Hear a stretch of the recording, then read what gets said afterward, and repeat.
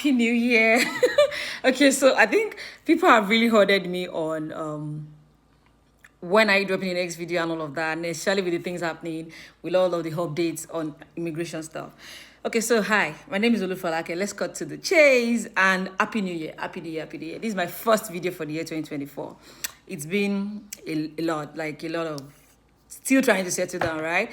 Okay, so today I'm going to try to talk about the new rules and how it affects you. And I think the question people have asked me is it still worth it to come to Canada? I have a couple of people that are like, oh, I want to withdraw my school fees. I don't think it's worth it then because of the proof of fund that changed. You know, I think December last year, the proof of fund was changed from $10,000 per applicant to $20,375 or $345 thereabout per applicant. So, and then of course that affects subsequent persons that are joining each applicant, so like dependents, right? So I think that really stressed a lot of people. But amazingly, I had someone that met the deadline. She put in an application before the deadline for last year. That's 31st of December, I think, and she got a visa. Yeah, she did. So the truth is, this old new rule keeps unraveling and we are still on it. But today I'm going to just tell you some very important things you should bear in mind, so that whatever you're doing, don't let anyone push you into something that will not work out well for you. So number one, the rule is a lot. But let's start first from the application thing, from the proof of fund. So now proof of fund has changed. Proof of fund is now different in the sense that apart from the fact that you have to add more money, they also want to see more and more to be sure that you are able to meet your demands when you get to Canada. And I think that stems from the fact that a lot of people came in and don't have enough funds, and so there's a lot of asylum seekers, there are lots of people that can't pay school fees, there are lots of people that probably have to withdraw, due to that. So I think they're trying to ensure that that doesn't happen. And then I think also it's going to get worse if you're coming in with family, right? I know the exchange rate, the fluctuation of the naira to dollar is also something to look out for. So because it means that if you don't have enough in dollar and you're waiting on naira, it means that you probably don't have money to take care of yourself back here. So all that said, proof of fund now has increased, and so you require more. So when somebody spoke to me and said she wanted to withdraw, ask for school fees. Now, the thing about getting your school fees refund is that there are always like terms and conditions, which I know you probably saw, maybe you didn't pay attention to when you were paying. If your school fees request was because of visa denial, it's a different ballgame. If it was because you choose not to want to go to school, they are going to deduct a percentage from it. So it depends on your school, it depends on the rules attaching to it. So that said, do your finding if that is what you want to do.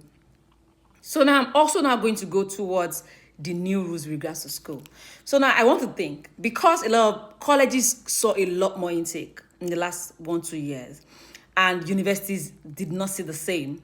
So I think that's why they're trying to change the face of it. So because it simply means that the same course I'm doing in the college for $20,000, $25,000, $30,000, in the university will be like $50,000. So people would rather come in for college 2-year courses and then, go on their route than pay for university, which is more expensive. And so that's probably one of the reasons why this rule came up. So now the rule is simple, so that we don't get it mixed up. And there's a lot of information out there about what the new rule is. On choice of school, please pay attention to this. If you pick a college now, from September, you cannot file for your dependents. And if you pick a college now, from September, you cannot file for your dependents, mean that you cannot have your spouse come in on a work permit, open work permit, and your kids on a study permit or visitor's visa, depends on their age. So it simply means that if you want to still have that, having your spouse coming on a work permit and having your children come along, you should choose a university. So that's on one side. On the other side, if you're choosing a college, I'm assuming that you're single, you're choosing a college, it means that you're coming in to a public college. So I know there are lists everywhere of what they mean. Public college means that the main campus of each school.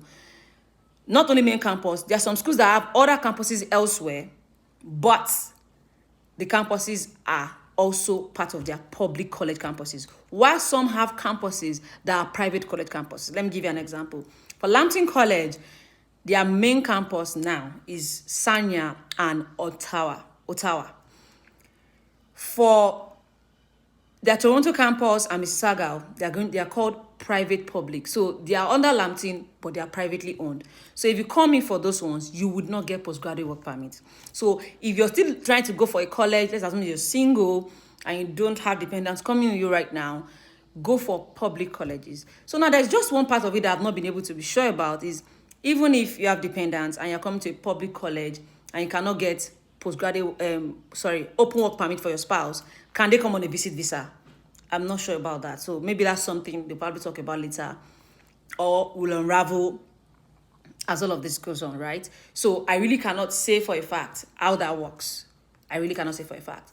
So back to that. So I've said it, if you're coming to a public college, make sure you're coming to a public college, their main campus and public, not the private public, so that you're sure of getting your postgraduate work permit, because you would not get your postgraduate work permit if you come to a private college, right? So if you're coming to a university, it simply means that you can still get your spouse, even if it's a 1-year course, you get a 3-year work permit. That's the rule now, postgraduate work permit. And your spouse gets theirs as well. So that's for university. So for public colleges, please pay attention. You get your postgraduate work permit, but as long as a public college, not a public private college. So I think that clears that, so that people don't. So when you're doing your search for school, ensure that you're checking it is the public college itself, not the private public, not the public private. You understand? Not like a school that is in affiliation with another. So yeah, that clears the ambiguity on that.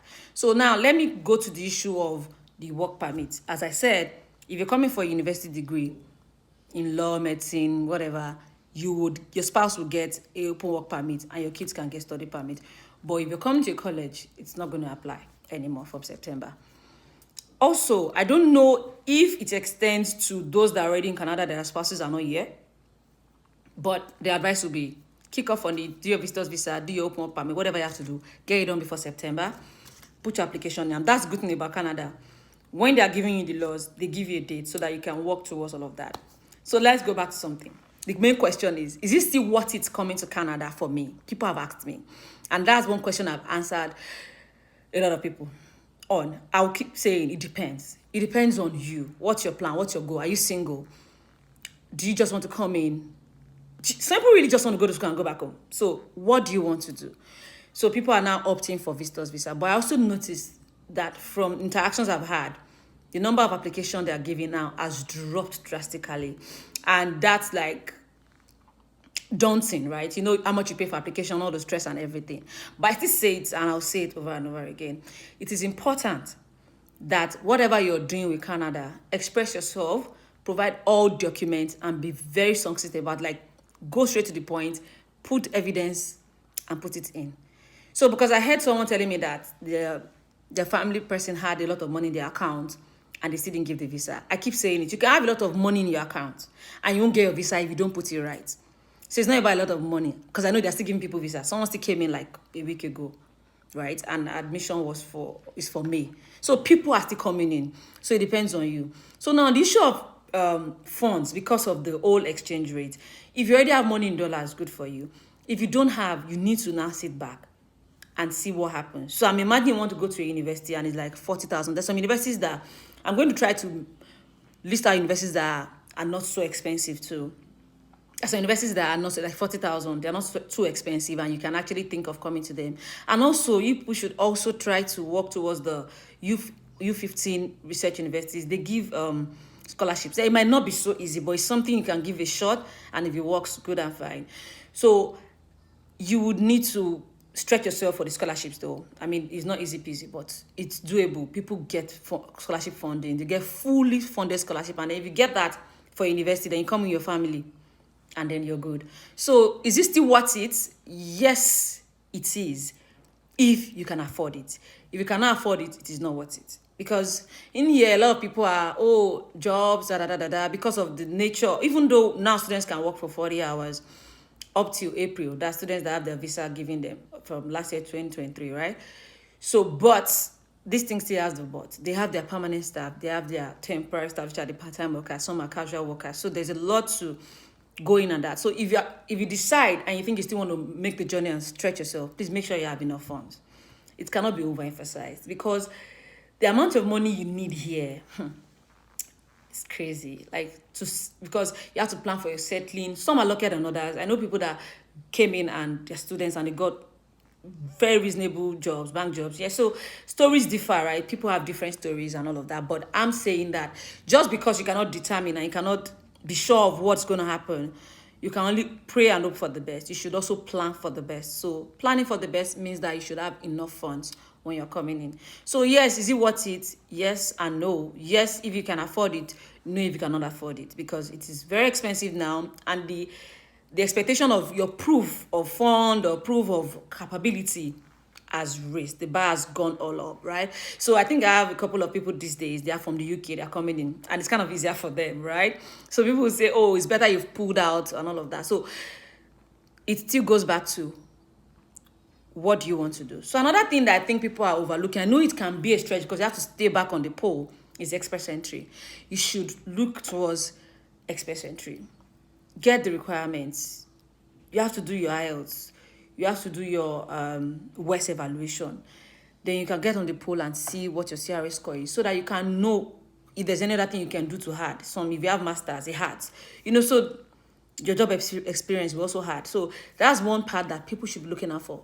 PR can take a stretch, and because I know sometimes they are 1 minute they are focusing on some career, some minutes they're focusing on family relationship. It can be a stretch, but if you are on the pole, you can take it from there. And as I always say, Canada does not mind that you have dual intention. Like, you want to do PR and you also want to do student. They don't mind, so long as you're doing it plainly and you're putting yourself out properly. So what I'm saying is, you should be looking towards PR. So I'm also seeing the more higher trend of trying to come in through the visitors visa, which is good because, of course, if you get a job on a visitors visa, you can convert it, right? Or a work permit. I've talked about that before. Trying to get a job that has a LMIA. So now something happened to someone that spoke to me recently. They have an LMIA, but they couldn't still get a visa in. Now, I think that should be something I'll talk about in a subsequent video. But just so I'm saying it in passing, having an LMIA is not sufficient if you don't do your due diligence, or if you don't put yourself together. If the company bringing you in does not have sufficient fund, there's expectations. So I say it every time. So it's not just, oh, this, da. There are things that expected. So imagine someone that got a job offer with a company with LMIA and is still not coming in. They might say, oh, it happens. I've seen it. So at every point you have to deal with anything Canada immigration, make sure your documents are good to go. Make sure the facts, they speak. Make sure your documents are speaking, evidence backing here and there. And, if everything is tip-top, they hardly would ever deny you. Except, of course, maybe God does not want you to come to Canada, right? So what am I saying in essence? The long and short of this is that, is it still worth it to come to Canada?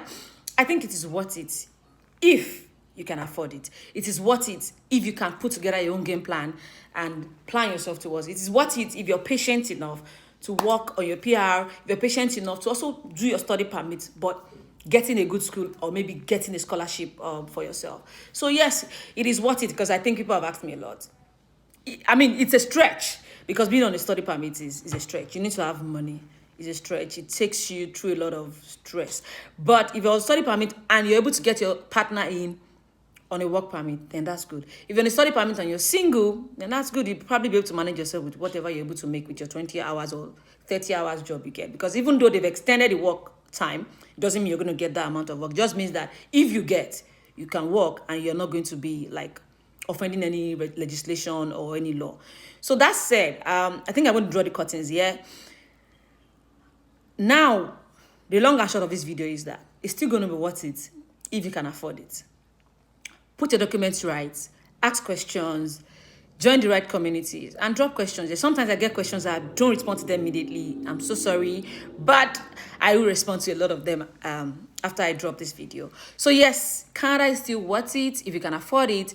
And if you think you don't want to go through the more expensive route, the study route, you have your PR there. You can also try to look out for work permits. It might not be as much as it used to be, but yeah, I've heard of a couple of some work permits. And then the home support work I mentioned is still ongoing. It's a lot. It takes a while, right? But it happens eventually. So it's just about being very patient, planning strategically, and then implementing your plan. Okay, that said, I'm going to say bye right now. I'll see you in another video. And Happy New Year once more. Bye.